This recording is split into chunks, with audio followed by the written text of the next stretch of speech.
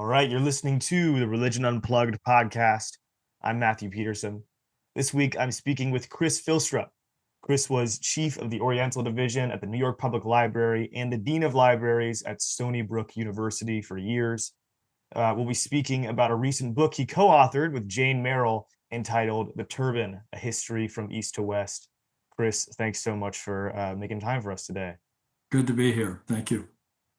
So I guess just to start, I mean, this is such a hyper specific topic, and I'm curious, what made you decide that you wanted to write all about the terms, that you wanted to do this deep dive that I'm sure took quite a long time. What inspired you? Why did you want to write it? Well, the origins of the book probably go back to 1970. I have not been working on this book since 1970, but in 1970, Jane and I were living in Iran, and we took a trip to Afghanistan. And we crossed the eastern border near Mashhad, up in the northeast corner of Iran. And within 20 miles, we realized we were in another era. Mm, And the first thing that, because in the 70s, Iran was modernizing like crazy, building middle class, et cetera, et cetera. Afghanistan was a century behind, I guess, if you mm, could call it behind. Some people might say it was better. mm, But anyway, about 20 minutes into Afghanistan, we came across a big open area. Lots of trucks were parked there. And right on the edge of all these trucks was a gentleman in a typical Afghan turbans. You know, they were very voluminous turbans. And he had a big blanket with all kinds of currencies mm. piled on the blanket. And he had a kind of army jacket with lots of pockets, and he had all these different currencies in his pockets. And he was money changing for all the drivers who would be either going through Afghanistan, had to go through Iran into Europe, or European drivers who were going the other way. And we sat there and just watched him, do it all orally and just pulled the bills out of his pockets. So that was kind of the beginning Huh. of I just always remembered him sitting cross-legged with all these currencies surrounding him with this amazing kind of ragged Afghan turban on. So Awesome. anyway, that we did not then think about turbans for 50 years, but a few years ago, Jane, who's written several fashion books, said, "Look, there's just nothing on turbans." And I said, "Well, that's probably because there's not much to write." But she said, "No, no, I think if we dig in," and then we found reaction books, and they were doing a fashion series with kind of interesting fashions in it. And they got interested and really they invested a lot in this book to make it really a good, handsome, interesting book. So that's how we got from 1970 to here. Cool. Okay, cool. So then is the like was the work kind of divided as Jane is a little bit more into the fashion side of it and you're a little bit more knowledgeable on like Oriental history and Middle Eastern Right, culture? that and she's bilingual in French. Oh, So okay. a lot of the continental stuff in the book was Jane's research. Yeah, yeah, Okay, yeah. cool. But my background is Islamic studies, and yeah, so that's sort of divided that way. Cool. Yeah. So I think then I think it would be helpful to just talk about, where exactly did the turban begin? Was it one of those ideas that, you know, everybody all around the world kind of had their different version and it all happened at the same time? Or was it, spread through conquest and trade? Right. Where did it begin? So this is where a map would be helpful, and I have one in apartment. Um, the uh, the origins of the turban are, as they say, lost in the misty past. Um, one fashion book attributes it to Gudea, who was the Prince of Lagash in early 2000 BC. But there's no evidence that that was a tradition that somehow made it all the way out of the Near East. In the Hebrew Bible are several words for vestments, temple priest vestments, which have the root of weave, to weave. But we looked into it a bit, and I talked to a rabbi, and once the second temple was destroyed, uh, there was no continuity of those kinds of vestments into synagogues and the kind of Jewish faith that we know today. So we begin the book in the 7th century. We begin it with the messenger Muhammad. And this, he had a 20-year period of reciting the Quran. And that community, which he established about, between 630 and 640, sort of in the Arabian Peninsula, went through this enormous expansion. And in 100 years, it was at the western border of South Asia. It was up in Central Asia, all of North Africa, up into Spain. So what was just a common headdress that the desert Bedouins wore became a religious marker. In other words, they carried this to them ordinary fabric fashion to places which had never seen such a headdress. So at that point, it became a marker for being a Muslim in a much bigger territory. Mm. So that's how we do it. We wanted to see that we can trace that migration from the holy cities of Mecca and Medina gradually, well, first fast expansion, but then we pick it up with the Crusades and then with trade some, but mostly with the Ottoman Turks who established themselves in Anatolia in the 13th century. Okay, yeah.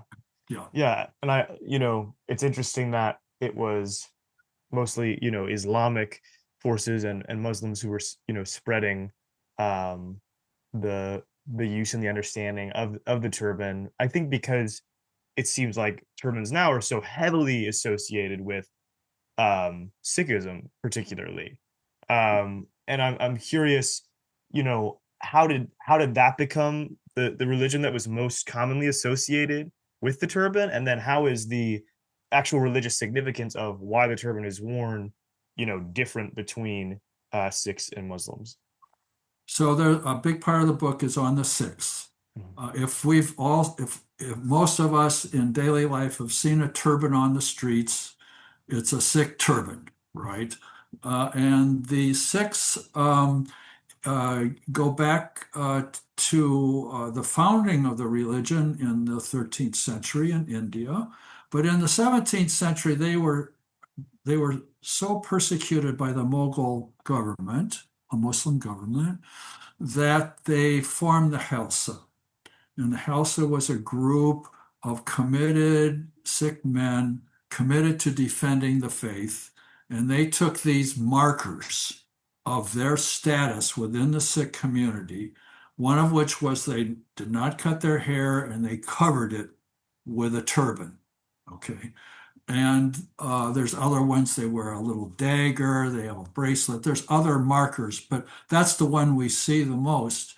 And they became a military group within the British Empire in the 1800s. They actually tried to establish an independent autonomous area in the 1800s, but the British quashed it. But they took them over, and then as the British used the Sikh military people to be their kind of policemen throughout the empire. So that's the beginning of the diaspora. They went to Hong Kong, they went to down into Southeast Asia, Canada, wherever there was either first the empire and then the Commonwealth, the six diaspora spread all over the world. and they kept this commitment to this headdress. So it's quite different from the usual, the first generation will hang on to its home clothing, but second generation, like Chinese, no, I'm not going to, dress like, like my grandfather did and so forth. With the Sikhs, we have this group who are distinctively Sikh and quite widespread.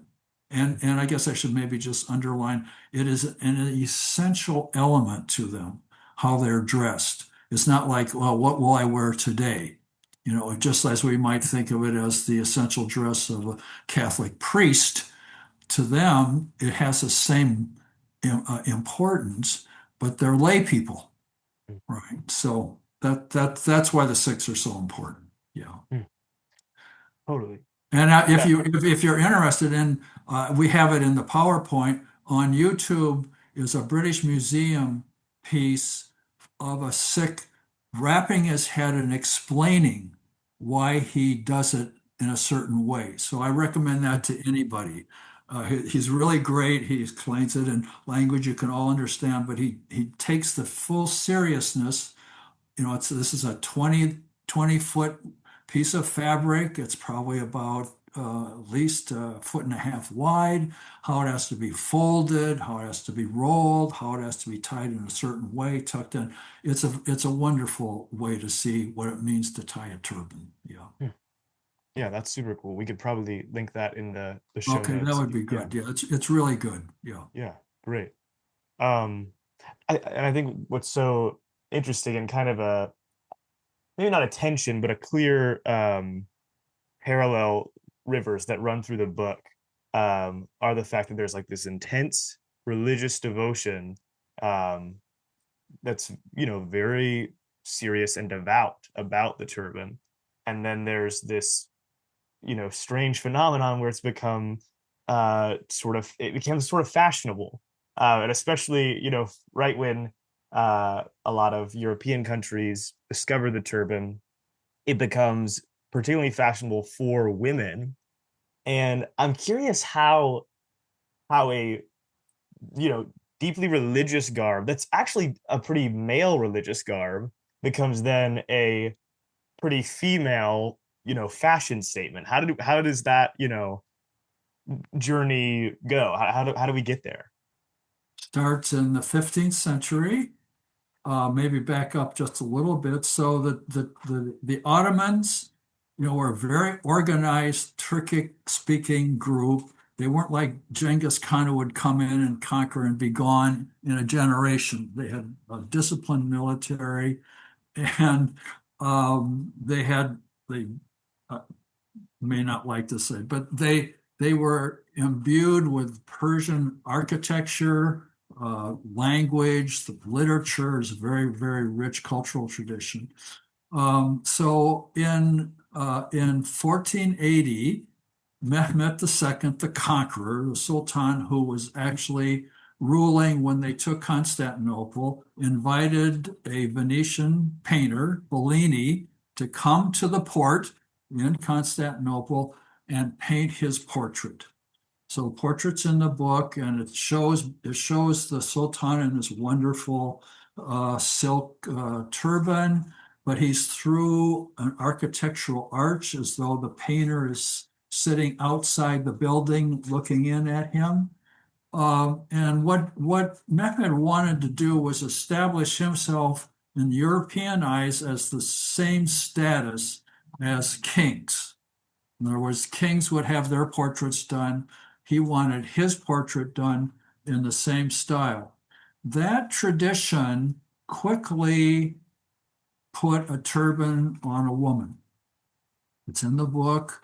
She's a Burgundy princess, and she is holding relics, and she has the shaved head that was very common in that century, and then this wonderful turban on her head. As far as I know, that's the first time a woman wears a turban, and she's posing as Mary Magdalene. So this was a common practice in the European courts that when they wanted to paint an important biblical figure, the court people would be chosen to pose as that person. And she's actually holding a jar of relics because Louis and King Louis, the French king, came back from the Crusades with Mary Magdalene's relics, and he gave them to the Burgundy princes, and that's what she's holding. Hmm. As a matter of fact, there's a whole story that Mary Magdalene followed St. Paul to Europe and settled in southern France. So these are stories that were told in the Middle Ages about how relics, there were a lot of relics in the Middle Ages. So then it then becomes with some princes a fashion statement. There's in Burgundy actually, and it becomes separated from some kind of Islamic weight, right? I mean, everybody knows that this is the Moors or the Saracens, as they were called, but it doesn't mean that the wearer is, going to convert or has converted. It gets separated as a fashion. So the long fashion part of the book is now separated from this religious origin. Yeah. Hmm. Yeah, I was trying to think of like, are there other um religious garbs in terms of like how, the clothing that religious people wear? Are there other examples throughout time of, those that clothing being appropriated into the mainstream, just into regular fashion? The only thing I could think of, and tell me if you think of other ones and what you think about this, is maybe the cross necklace, being this like very traditionally like Christian thing people would get at baptisms, and now has become very mainstream, worn by all sorts of people, regardless of really what they believe about Jesus. And yeah, I don't. That's the only other one I could kind of think of that even holds a candle to it. Are there other examples of religious garb Yeah. becoming? There's one that's present right now. Okay. And in the book, we make a distinction between the turban, this long piece of cloth that's wrapped and tucked in, and the keffiyeh, which is Mm, very associated now with the Palestinians. And that's a single cloth, and its bands, go around the head. And Yasser Arafat made it famous, right? Because he would tuck his keffiyeh into the side, so it actually has kind of a turban look. But yeah, in protests now, on the college campuses, keffiyehs will be wrapped around the neck. Some will get them up, up on their heads. So that's an example. There's okay. probably, I wonder from Japan, maybe some of the Mm, clothing that the Zen priests wore that maybe I got married in a Nehru jacket mm. in 1968. I thought this was going to be the new fashion, the Beatles and so forth. Now, Nehru was not really a religious figure, but that was an example, of course, of a brief fashion and my poor ability to see how brief it would be. I think That's I only awesome. wore it once. Okay. That's beautiful. Yeah. Okay. Yeah, that makes sense. Yeah, it was an interesting phenomenon. I really enjoyed throughout the book seeing all you guys include a lot of paintings, a lot of art, which I think really enhances it. And I'm just curious, how did looking at art throughout time enhance the research process, and why did that feel important to include those in the book? So let's go back to how the turban moved into Europe. Great. The book has a lot of biblical characters wearing turbans. Okay, so a very popular scene for Renaissance painters was the adoration of the baby Jesus.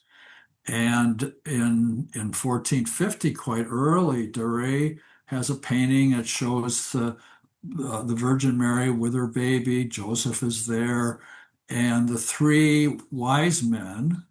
Oh, first of all, there are three now. There in the Bible, there are not numbered wise men. There just says these people interested in the heavens came, to see Jesus. And they didn't have names, but pretty quickly they got names. They In 1450, this painting shows Casper, Melchior, Casper, and then Balthazar has a turban on. So he's now, because they come from the East, and because the Renaissance painters think of Turkey as the East and they wear turbans, they start putting turbans on different biblical characters. That's the first, that's one. Another one is just a century later on a black magi.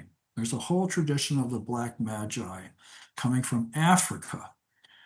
This has a long, important history of how the church kind of discovered Africa and then said it was open to conversion and open to enslavement back in the 13th century. So here's a black magi with a turban on and an earring. Another one that's important, I think, for Americans. Have you been to Monticello? No, I haven't. Okay, well, if you go to Monticello, you probably wouldn't notice it, but Thomas Jefferson was the ambassador to France for several years. He was a Francophile, bought antiques, books, and he bought a painting. And it was a copy of a 16th century painting of Salome, another biblical character who had no name in the Bible but got a name. And she's holding the head of John the Baptist. Right. The story is that she dances. She's Herod's stepdaughter. She dances for Herod. Herod's wowed by her. He says, "I'll give you anything you want." She confers with her mother, Herodias. Mother says, "I want the head of John the Baptist." Mm. And so Herod does it. So the Renaissance painters, this is even Baroque, this is a little later, like the contrast of the beautiful Salome. In Jefferson's, she wears a turban, beautiful turban, and the gruesome head of John the Baptist. This was painted many times, but as far as we know, only once did they put a turban on her. But again, because she was in the Bible and it was Eastern and so forth, and she was different, Mm. then she gets a turban put on her. Yeah. Mm. So anyway, that's how it progresses, and increasingly women are wearing turbans. I think as a fashion, probably doesn't really strong until 1700s when it becomes more fashionable to wear them. In the early 1800s, Jane Austen talks about wearing a turban. Charlotte Bronte has something in the Villette novel about turbans. And then what we emphasize in the book is we've got Dolly Madison, First Lady. She wore turbans her entire life as the First Lady. And she was trying to show that American women could be fashionable. Even though the turban had really died out as a European fashion, she kept it going. And she was America's first lady. She was the first woman in the White House to do something there that would impress other people. So it's minor but persistent through this 1700s, 1800s, and then in the 20th century, it gets captured as a high fashion, haute couture. Mm. Yeah, and you touched on something I wanted to talk about, which is, turbans in literature. You mentioned Austen and Bronte. Um, there's there's kind of the two sides of turbans in literature. There's the Western side where you mention like Hawthorne and Dickens, and how they portray turbans, and then there's most famously the Arabian Nights, which would have numerous depictions of turbans. How does the Eastern and Western um, depiction of the turban differ? Like how do they treat it, and how are they distinct from one another in literature? The depictions of the Arabian Nights are European, right? Excuse me. Right? The famous translator, French, when he was enamored of the Arabian Nights and he translated them from Arabic into French. and he was a sensation. The book was a bestseller. Came out in series. Galland. Galland was his name. So the illustrations we're looking at, of course, now there might be people in the Middle East who will illustrate it, but um, as far as I know, I don't know any illuminated manuscripts, Persian manuscripts of the Arabian Nights. Mm, I don't know. mm. So I think the illustrations, I might be wrong about this, but I think when we're thinking about how it shows up in illustrations and then in movies and Disney and so forth, is a European tradition. Yeah. Mhm.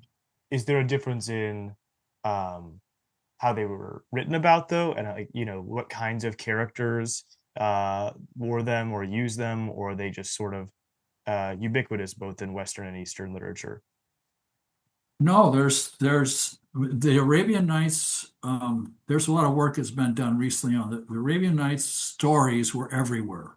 Hmm. They spread throughout all to India, and they brought in stories into these collections that were Indian based. They were not from the Middle East. They were not Arabic based.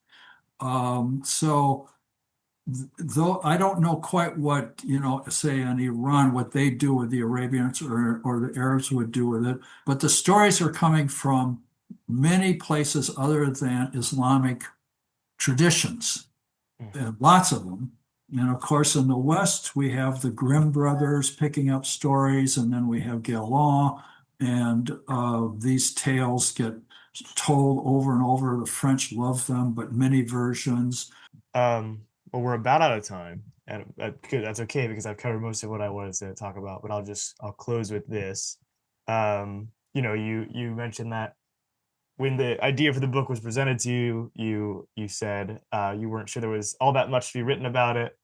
Clearly, there was, but I'm curious. In all that you wrote and all that you researched, is there any key takeaway that you hope people have from the book, or some aspect about the importance of turbans that you would really want everybody to understand? Clothes are always a story, that we're always trying to project something, even if we just wear this, right? We dress for the occasion, we dress for the society, and so forth. So you can learn a lot by paying attention to people's clothing. So Mm, I'm in a memoir writing group, and I recently just said, we should just write about our clothes. What did we mm, wear when? They're very important, right? Even mm, if we say, I'm not going to dress like everybody else, well, we're sure going to dress like somebody, that kind of thing. And I guess the other point that we haven't talked about in the present time right now, but sort of what happened to the turban in the Middle East in all these modernizations, so that now, really, when you see pictures of leaders, Middle East leaders, you'll see some keffiyehs. If, even with the Taliban, I don't think you see too many turbans anymore. mm, So the whole westernization that's so problematic for lots of people in the world, including us, focused on head. What do you do with your head? So it's important that way, I think. Yeah, mm, and veils, as we know, for mm. Muslim women, and how do they deal with it in when you're living in England and United States and you want to be a teacher, that sort of thing. Yeah. So Yeah, clothes are important. Yeah, clothes are important. yeah. No, well, that's fascinating. And for anyone who wants to learn more about the turban, and you should because we just scratched the surface, Chris's book is The Turban: A History from East to West. That's Chris Filstrup and Jane Merrill. Chris, thanks so much for being on the show. We really, Thank really you. I appreciate it. enjoyed it. Thank you. Okay, All bye-bye. right.